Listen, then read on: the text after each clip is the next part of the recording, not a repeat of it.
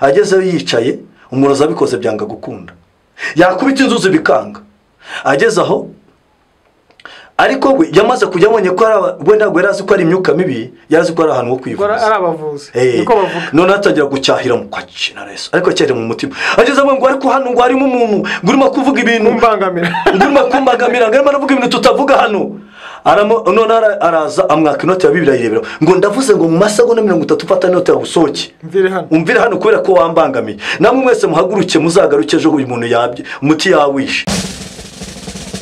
Zaburi ya mbere. Ndagusuhuje wowe dukurikira umunsi ku munsi kuri kamera za Zaburi ya mbere TV. Ndagusuhuza nkwifuriza amahoro y'Imana aho uri hirya no hino ku isi. Utameze neza ndakwifuriza kumera neza. Urwaye, ushonje, ubabajwe mu buryo butandukanye, ndifuza ko nawe umunezero wagaruka iwawe mu izina rya Yesu Kristo rikomeye. Ijambo ry'Imana riravuga ngo ahari ukurira umuntu yararira n'ijoro ariko mu gitondo impundu zikavuga. Impundu zivuge mu izina rya Yesu mu buzima bwawe. Uyu munsi niba bitameze neza ejo impundu zizavuge nawe Imana ikuremera amashimwe mu izina rya Yesu. Hanyuma turi kumwe n'umukozi w'Imana uyu munsi umukozi w'Imana nkunziza Yesu nashimwe. Yesu nahibaze cyane. Umwami Imana irakurinze. Yego ubitekana turinze. Famille bameze bate? Baraboneze neza. Itorero ku murimo w'Imana. Umurimo w'Imana ndabona rwose ari umwimerere w'umwuka. Ibihe turimo biragoye birasaba umugenzi ujya mu ijuru gukomera cyane ndetse.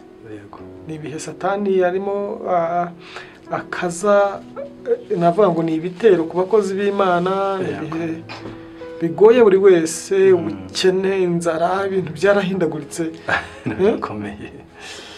Sinzi Satani imigamba afite. Bya jambo birivuga ngo misi meruka ntabwo byadutungura ngo zaba hibe birushye. Ibihe biruhije. Ubona rinde muntu uzabicamo ibihe turimo.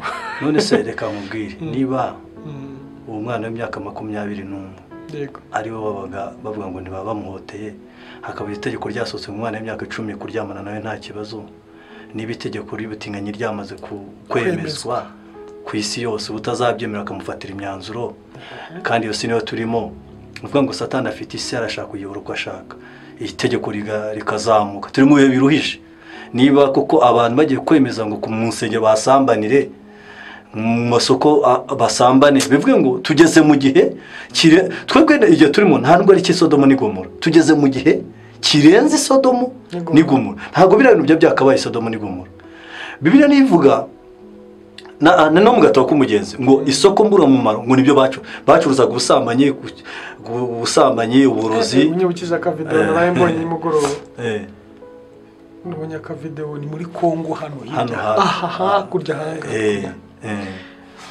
udufuka turimo abana impinja udufuka abana b'impinja y'imyaka 2 guhera ku imyaka 2 kujya ku 10 babatwara mu dufuka bajya gucuruza nanjye mbona kuntu barimo kubarya brusheti bakajya babotsa brusheti z'abana batoya bakabarya ubwana bw'ubukobwa n'ubuhungu mbega igihe tugezemo ni igihe niyo mpamvu uko byagenda kose Imana yahaye umwitangirizo wa Satani ariko Imana nayo ije kwikorera ntabwo izakomeza hari igihe nibaza ngo se irabireba biravuga ngo ibyo byose urabikora nka kwihorera ukibwira ko manywe nawe ko nzabishyira imbere y'amaso ko bikurikirana bivuge ngo hari abazima babi ubundi hari abantu Satani yahaye ubushobozi n'ubutware no kwivuga rikijyana no kumenyekana ari nabo barimo gusinyira amategeko y'ubutinganyi arimo gusinyira ubusambanyi arimo gukora ibintu bibi mbega bo barashaka guhindura isi bo Imana bayisa nkaho yicecekeye bo barumva bashaka guhindura isi ngo bayitware uko bashaka ariko reka nkubwire Imana nayo iramanutse ntabwo izakomeza kuruhanya n'abantu ijambo ry'Imana rimbwira ntago izakomeza ntago Imana no kuvuga ngo Satani we ibintu birimo kuba birenze Sodomu n'Igomora no kuvuga ngo hari ibya birimo gukorwa mu buryo bukomeye Satani bo afite abazima babi niko mbita hari abantu bariho buri ari nubona hari uzagena n'abantu mu muhanda abantu 20 10 barimo gukora n'izindi imbaraga ubwo 15 no gukora n'izindi mbaraga bari muri misiyo 5 cyangwa 3 ari bo bose. Ni nayo mpamvu tubwira ngo umuntu usenga niyongere ibihe byo gusenga, wiyiriza ubusa yongere, Imana itange amaso y'umwuka kugira ngo Imana igaragaze ibintu birimo kugira gute birimo kuba.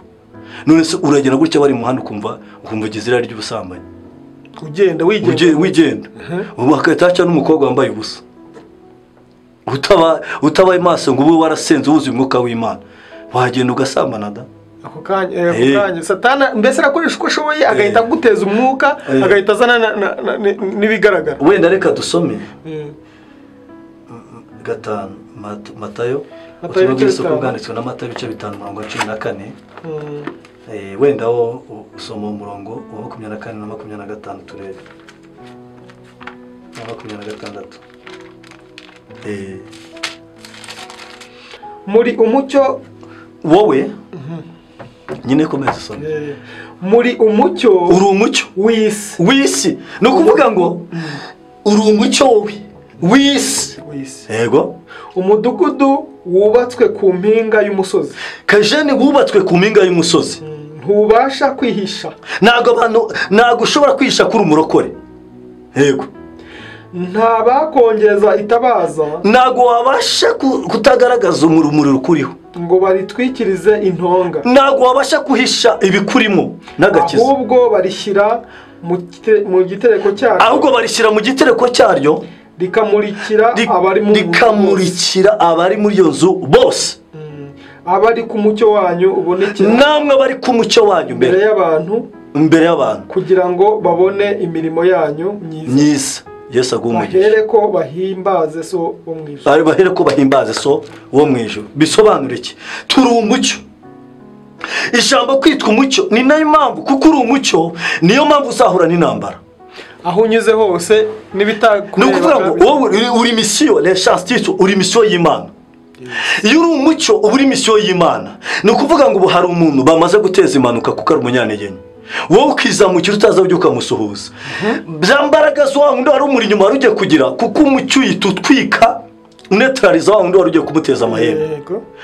Neutraliza wa wundi wari ugiye kumuteza imodoka, kuko iyo musuhuje wowe ushaka kwisamukira ukagera muri arete, kuko biravuga ngo biresobanura bivuga ngo iyo umuntu umwe akijije umukiranutsi umwe umudugudu wose ugira amahoro. Umukiranutsi umwe ahindura umudugudu.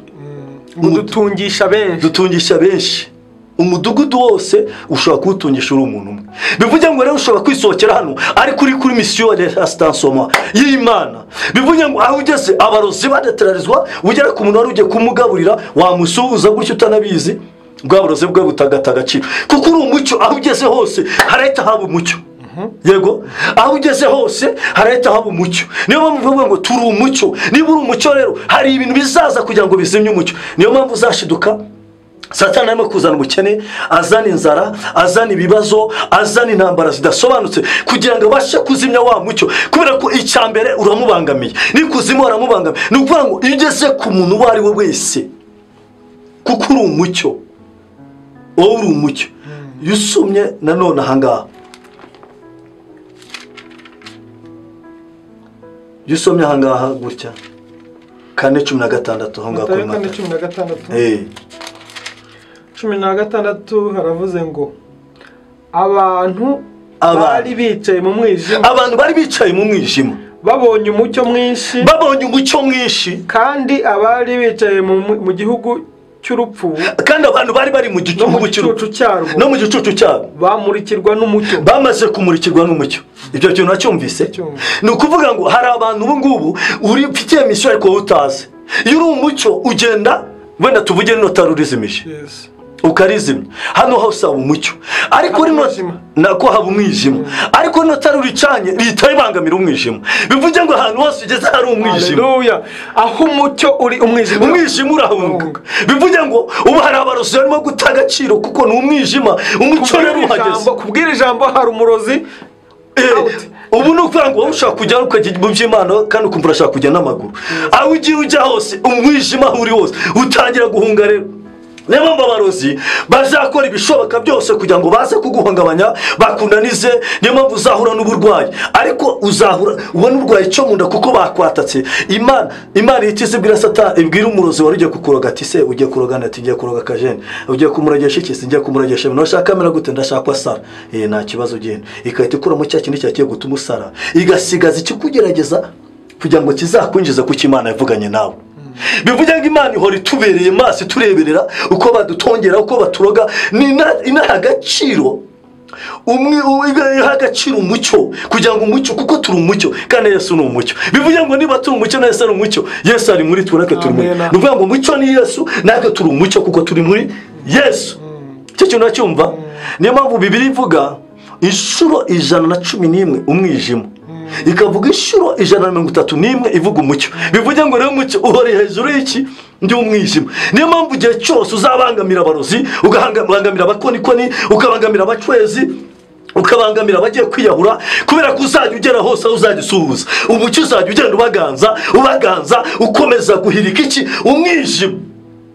Icyo cyo nacyumvise. Bivuga ngo rero niyo mpamvu uzatakwa cyane, ariko muri kwa kwataka Yesu ajya cinyuma. Yisomye muri Yobu 5:17 ngo niyo yagukomerekeje kandi nizakoma. Bivuga ngo irabyemera ko babikuzanaho, ikahita igucinyuma ikakomora. Yemera ko bagutega iby'amaguru, ikahita izikabikiza wakagira ngo yakwishe, ariko kubera ko uri umucyo uri muri misiyo y'Imana. Nuvuga ngo umukozi w'Imana cyangwa umuntu w'Imana ihora imubereye maso kugira ngo akomeze akize benshi, akomeze akize abaturage. Buri ugeze mu isoko hose, isoko ryose riba umucyo. Wagera ari ukorera bakahinduka umucyo, wagera mu makuru ya filime bagahinduka umucyo. Niyo mpamvu na Satani azakomeza kuzana ibitero, anyura mu bazima babi, aca impande zose, agenda kwataka.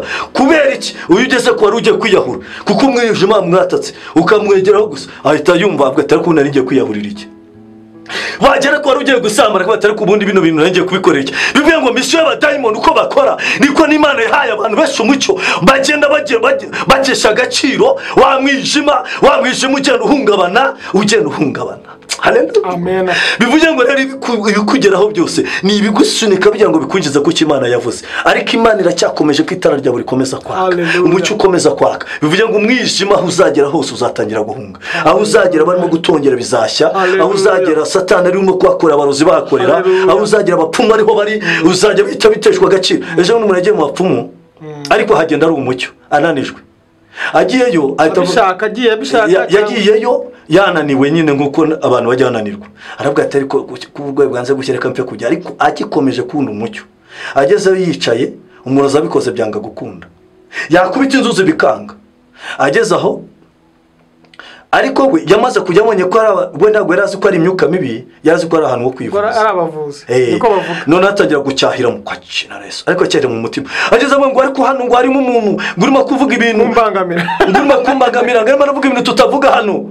None araza amwaka inoti ya Bibiliya yirebera ngo ndavuze ngo mu masegonda 30 ufata inoti ya busoke, umvire hano kubera ko wambangamiye. Namwe mwese muhaguruke muzagaruke ejo uyu muntu yabye umuti yawishe. Abantu basohotse bamutuka ngundi ngo byagenze gute? Ati navuze izina rya Haleluya. Kuvuga izina rya uwo muntu yarageze ahita ahinduka umucyo. Ibyo akorerwaga aho ngaho byose bitabitaga izina rya Yesu n'umunara muremure, umukiranutsi yubakamo agakomera. Bivuga ngo rero tunasoza ndagira ngo mbwire umuntu wese ikituma uterwa no kwiyahura, ariko humura mu cyo agiye kuhagera.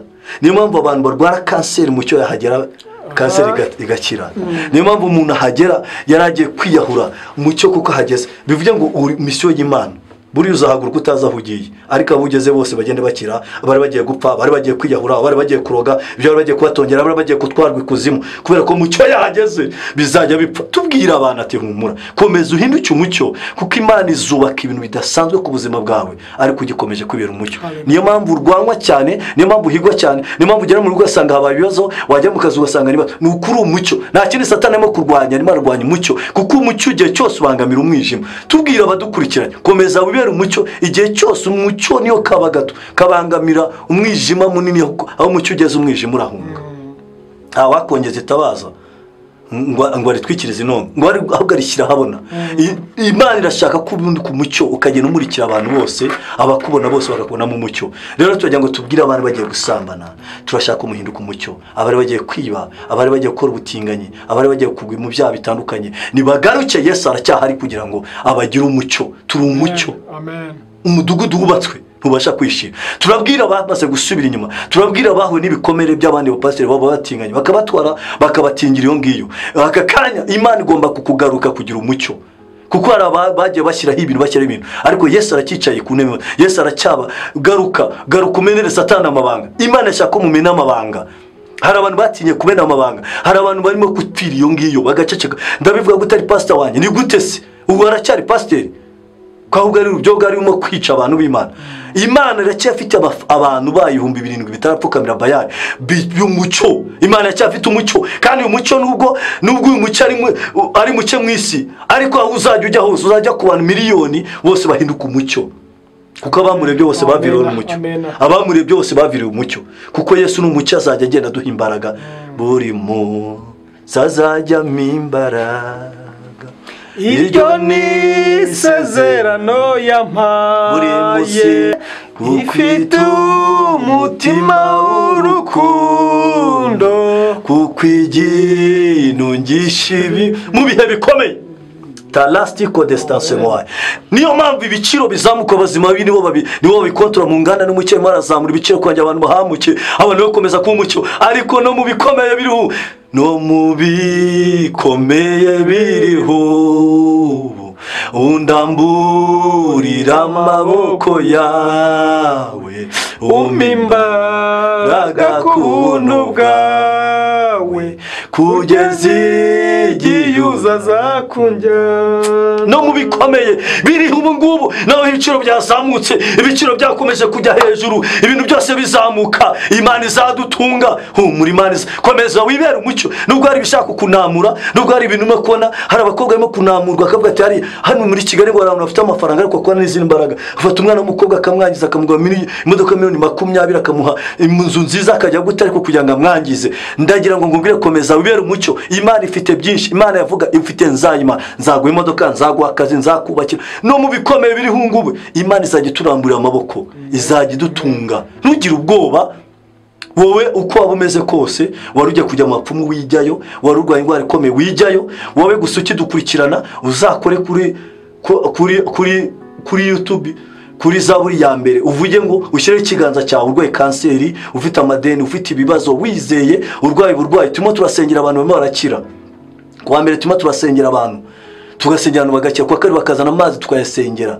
Wowe uzaduhamagare dusengera amazi, abakanseri zimo zirakira, bitangaza Imana kwereka amadeni mavaho, abo bazinze barazinguka, abo batwaye imyenda y'imbere. Aka kanya turavuze ngo abo batwaye amafoto, abo bagiye batwara ikuzima, abo batongera ibyo bagize. Iyo ni umwanya wo kureba aho ugakoraho gusa. Yesu akongera akakugaruka, hinduka umucyo. Tugira ngo tubwire abadukurikiranye, abagenda badukurikiranye bari kwa muganga, bari mu ngo zabo, aho uri hose, Yesu aracyateza amaboko kugira ngo uze. No mu bikomeye biriho ubu, no mu bikomeye bikuriho, Yesu akuramburiye amaboko. No mu bikomeye biriho, undamburira amaboko yawe, umimbaraga ku buntu bwawe, kugeza igihe uzakunjya. Wiyizimye umucyo, gera mu mwijima uhunge, kuko uri umucyo. Murakoze cyane. Imana y'amahoro iduhana umugisha. Yego.